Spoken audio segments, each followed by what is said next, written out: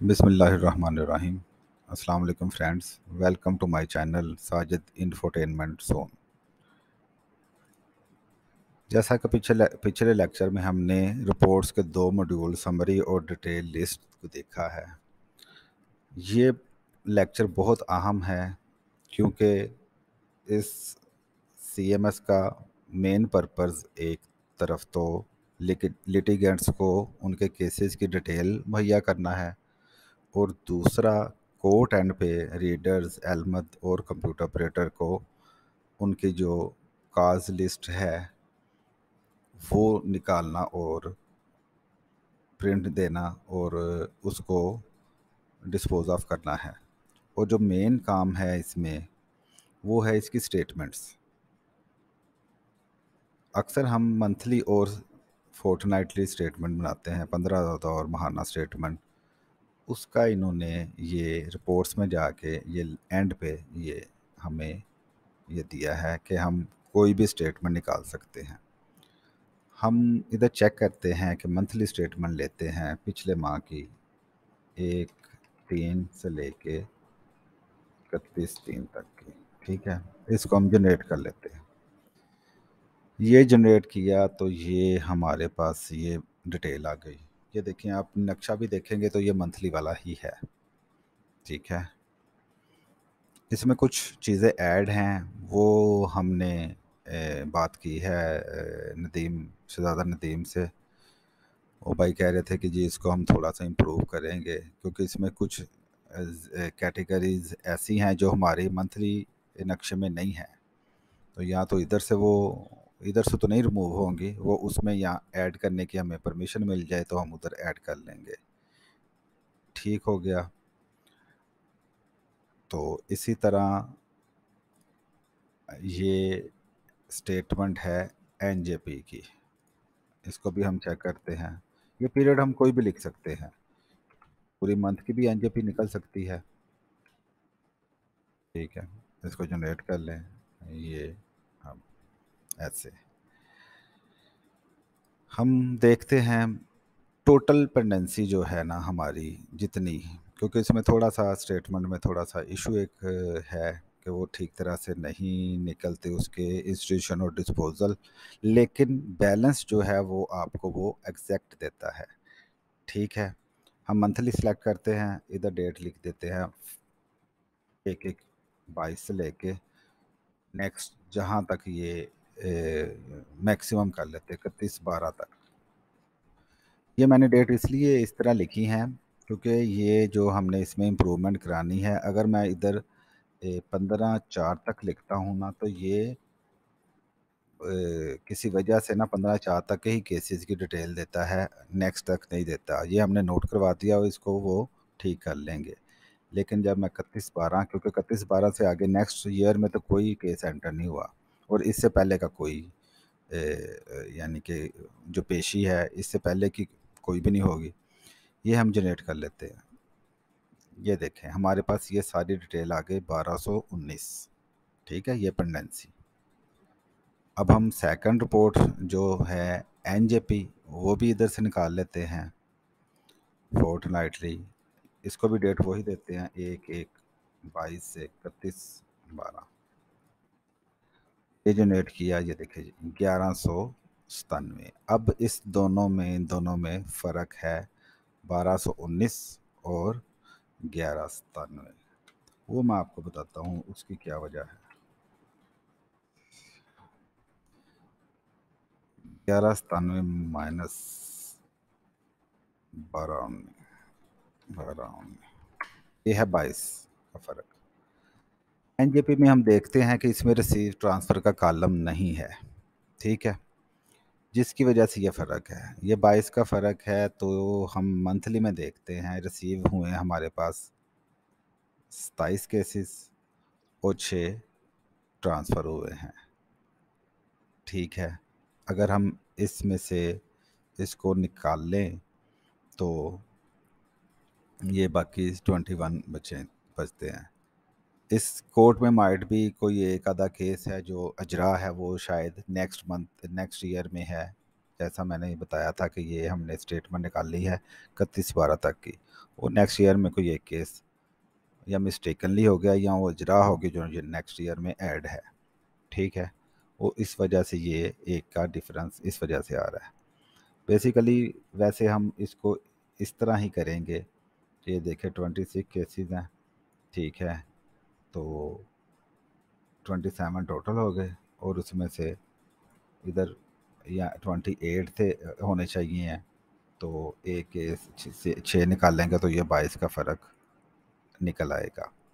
वो मुतलका में जो जिस जिस कैटेगरी में वो आए हैं वो एनजेपी में, उसमें हम, क्योंकि जो हमारे पास, क्योंकि ये अभी बननी सारी मैनुअल हैं, तो जो मैनुअल हैं उसमें रिसीव ट्रांसफ़र का कॉलम बना हुआ है, उसमें हम रिसीव ट्रांसफ़र में डाल के तो फिर इसको उसको टैली करते हैं, उसमें रिसीव में डाल लेंगे और ये इक्वल हो जाएंगे। कैटेगरी वाइज ये सारे हम इक्वल करेंगे और इनको हमने इक्वल करना भी है, ठीक है। अगर वो रिसीव ट्रांसफ़र का इशू है तो वो भी हमें पता होना चाहिए कि ये रिसीव ट्रांसफ़र की वजह से ये फिगर में डिफरेंस है, वरना ये इस चीज़ का फ़ायदा कुछ नहीं होगा।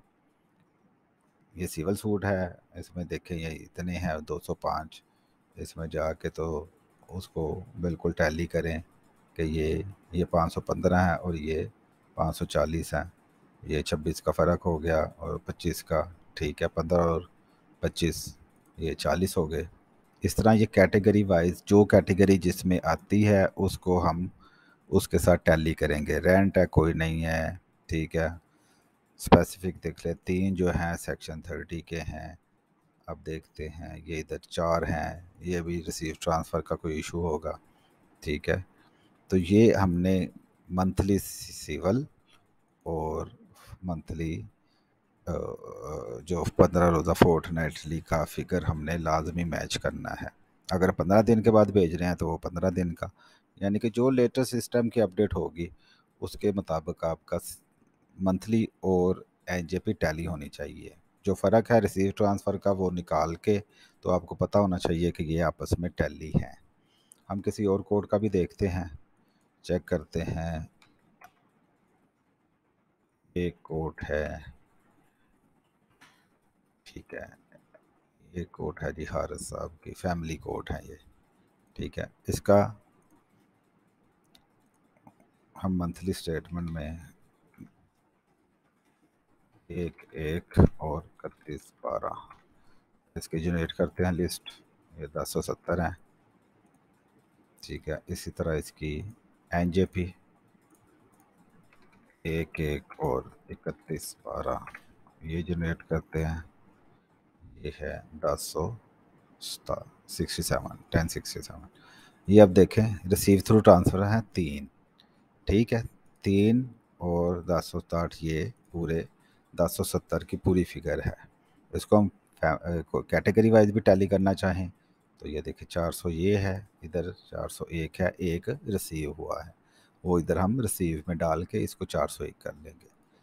इसी तरह सक्सेशन तो अदर्स में आए थे, एग्जीक्यूशन देख लें 361 है, ये 359 है, उसमें 2 रिसीव आए। ये इस तरह हमने इसको कैटेगरी वाइज हर स्टेटमेंट को हमने टैली करना है। सिविल सूट 287 है, सिविल सूट इसमें देख लेते हैं, सिविल सूट थे नहीं, ये अदर्स है, ठीक है। एग्जीक्यूशन देख ली, ये देख लिया हमने। अब ये देख लेते हैं जो फर्स्ट क्लास है 14 हैं, 14 फर्स्ट क्लास है, सेक्शन 30 7 हैं, ये 7 है। ये इस तरह हमने इसको टैली करना है।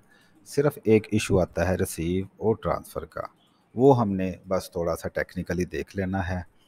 ये हमारी जो मंथली और एनजेपी जब भी हम, ज़रूरी नहीं 15 दिन बाद, 10 दिन बाद या हफ्ते बाद इसको चेक करते रहना है कि ये बिल्कुल आपस में टैली है कि नहीं। इसका एक और तरीका है इसको टैली करने का। अगर आप के लेट्स सपोज के फैमिली केसेस इधर 401 आ रहे हैं और उधर 400 हैं, यानी कि एक तो वो इंस्टीट्यूशन वाला हो गया, लेकिन फिर भी अगर इधर ये 300 आ रहे हैं और इधर 400 आ रहे हैं तो इसकी क्या वजह। इस तरह के भी केसेस हुए हैं, क्योंकि हमने ये अपनी कोर्स सारी टैली कर ली हैं, इस वजह से ये फ़र्क आपको नज़र नहीं आ रहा। लेकिन मैं उसका आपको तरीका बता देता हूँ। अगर इस तरह का कोई इशू हो कि एक फैमिली केस है, ये तो यूनिक है ना, ठीक है, और उधर भी ये फैमिली का अलग से है, ठीक है, हम इसको काउंटर चेक कर सकते हैं। ये अगर लेट्स सपोज ये 300 है, तो और इधर 401 है, तो उसको हम कैसे चेक करेंगे?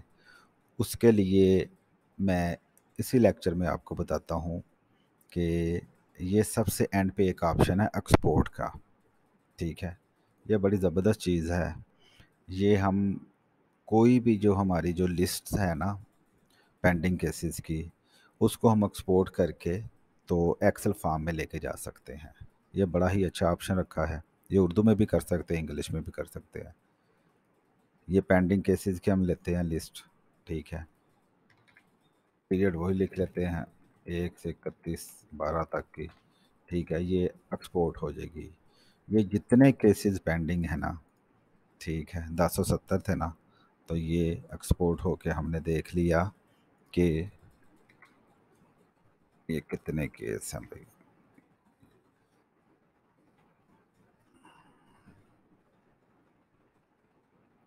यार साहब, ये मेरे ख्याल से हमने देख गलत ली है। ये पेंडेंसी है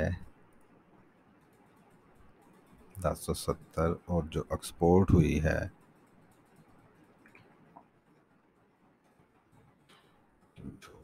अच्छा, मेरे ख्याल से उसकी जनरेट जो हमने की है ना, वो कोई और कर लिया। ये दोबारा हम जनरेट करते हैं पेंडिंग केसेस हारिस साहब के, एक्सपोर्ट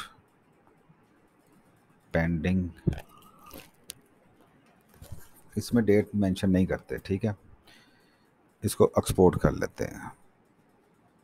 ये अब सारे आ जाएंगे। वो मैंने डेट मेंशन कर दी थी वो उस दौरान की। इसमें थोड़ा सा ये मसला चल रहे हैं जो हम सॉर्ट आउट कर रहे हैं शहजादा नदीम भाई के साथ मिलके। तो ये इसको आप देखें, ये सारी इसे डेट मेंशन नहीं करनी, पेंडिंग केसेस लिखने हैं। ये CMS, इसको ये देख लीजिए 1070 केसेस। तरीका क्या है, ये इसमें सारे फील्ड्स हैं जो हम एंट्री लेवल में फिल करके आए हैं, ठीक है, मैनुअली या वो ड्रॉप डाउन लिस्ट के थ्रू ये हम कर लेते हैं। ये इसको जो फर्स्ट लाइन है इसको हम फिल्टर लगा लेते हैं, ठीक है। फिल्टर लगा के हम इसको चेक करते हैं। दो कॉलम हमने कंसिडरेशन में रखने हैं, फोर ये केस कैटेगरी और ये फोर्टनाइटली, वन बाय वन ये हर कैटेगरी को हमने चेक करना है। ये इसमें डिसलेक्ट करके इसको ए को सिलेक्ट किया, देखा कि ये फोर्टनाइटली की मुतलका फील्ड में है या नहीं। अगर नहीं है, उसका इधर से डाट ये कॉपी करके, लेट्स सपोज यही है, इसको मेन केस में जाके एडवांस सर्च, पेस्ट सर्च, इस पे क्लिक किया, एडिट पे किया, तो इसकी वो फोर्टनाइट की रेलेवेंट कैटेगरी जो है वो सिलेक्ट कर लेनी है, अगर ये इसमें कोई इशू है तो। अगर नहीं है तो फिर ठीक है। अब हमने इसको देख लिया। एग्जीक्यूशन पिटिशन देखते हैं हम, वो जी सारी एग्जीक्यूशन पिटिशन में ऐड हैं। नेक्स्ट हम देख लेते हैं जी फैमिली केसेस। फैमिली केसेस ये सारे फैमिली में ऐड हैं, ठीक है। अक्सर ये इसलिए शो हो रहा है कि हमने ये इधर एक्टिविटी परफॉर्म कर ली है सारी, पूरे डिस्ट्रिक्ट में हमने ये काउंटर चेक किया है, ठीक है। ये गार्डियन चेक कर लेते हैं। गार्डियन अदर सिविल में होते हैं, जाहिर बात है वो उधर ऐड है।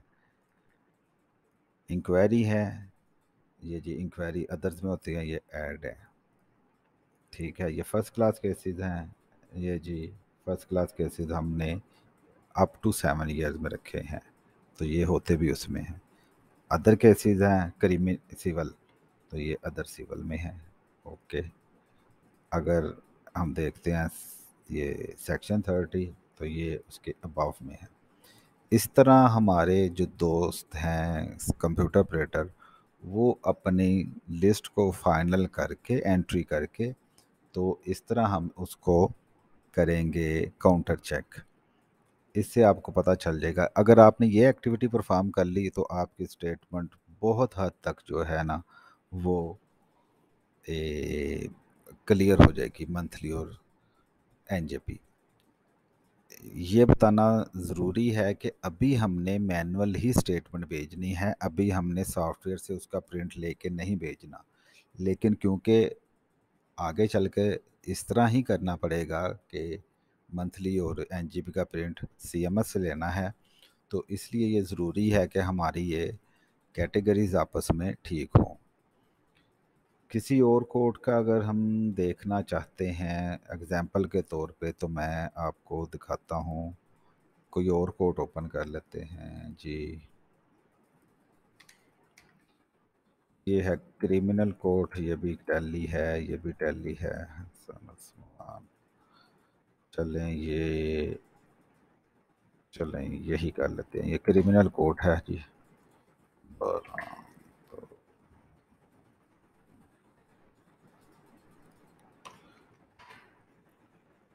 ये देखें जी, इसमें भी वो स्टेटमेंट वगैरह करके टैली टूली करके इसको हम एक्सपोर्ट करते हैं, पेंडिंग केसेस रखते हैं, एक्सपोर्ट कर लेते हैं, ये सारी फाइल निकल आएगी।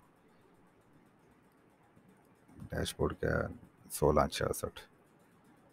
ठीक है, इसको क्लोज किया, एनेबल किया, इसको फिल्टर लगाया, ये ओ और इसको चेक कर लिया। ठीक है, अब इसकी तरतीब देखें जी। बेल एप्लीकेशनें हैं तो ये टाइम फिक्स बेल एप्लीकेशनों में ही एंटर हैं।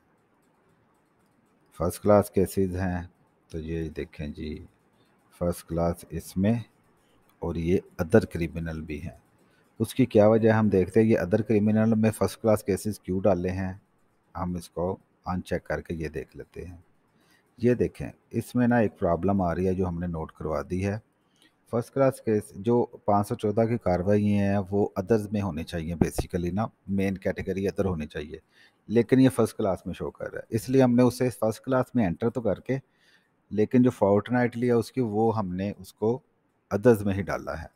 ये उम्मीद है कि शहजादा नदीम भाई इसको चेंज कर देंगे जल्द ही, तो हम इसको उसमें मुतलका में ले जाएंगे। अदर इसकी मेन कैटेगरी भी ये एडिटेबल है तो इसलिए इसको मेन कैटेगरी हम अदर्स कर लेंगे। लेकिन क्योंकि अभी ये फर्स्ट क्लास की सब कैटेगरी 514 की कार्रवाई है, इसलिए हमें मजबूरन उसमें करना पड़ता है। चलें, ये हो गया फर्स्ट क्लास। अब नेक्स्ट देखें माइनर ऑफेंसेस। माइनर ऑफेंसेस देखें जी, ये सारे फर्स्ट क्लास में आते हैं। उसके बाद आ गया अदर केसेस क्रिमिनल, ये देखिए जी अदर क्रिमिनल, उसमें स्पुरदारी है, अदर्स है, और ये अब हम ये देखते हैं कि ये अदर्स में फर्स्ट क्लास ये अप टू क्यों है। उसकी वजह ये है कि पर्चा याददाश्त जो है ना वो अदर्स में उसका ऑप्शन है। इसको भी इसका भी हमने इशू जो नोट करवा दिया हुआ है कि वो पर्चा याददाश्त जिस केस कैटेगरी के मुतल्लक हो उसी के सब कैटेगरी में आए, यानी कि ये फर्स्ट क्लास है तो इसके अंदर फर्स्ट क्लास हो फिर पर्चा याददाश्त आए, लेकिन अगर हम फर्स्ट क्लास उसमें सॉफ्टवेयर में सेलेक्ट करते हैं तो आगे पर्चा याददाश्त नहीं आता। इस वजह से हमें मजबूरन इसे अदर्स में करके तो इसको फोर्टनाइटली में इसमें लेके जाना पड़ा है। बाकी स्पुर्दारी भी मिसलिनियस में आती हैं और अदर क्रिमिनल तो है ही मिसलिनियस। ठीक है, और लास्ट पे रह गई सेक्शन 30। सेक्शन 30 जो भी हैं वो सारे अबव 7 ईयर्स हैं। इस तरह आपने इसको काउंटर चेक करना है। तो ये तकरीबन सॉफ्टवेयर के बारे में जो कंप्लीट डिटेल है वो आपको प्रोवाइड कर दी गई है। इसमें से कुछ प्रॉब्लम्स हो भी सकती हैं जो मैं नहीं कन्वे कर पाया, लेकिन मेरी इल्म के मुताबिक ये बेसिक एंट्री में और इनिशियल स्टेज में ये सारी चीज़ें हमें पता होनी चाहिए।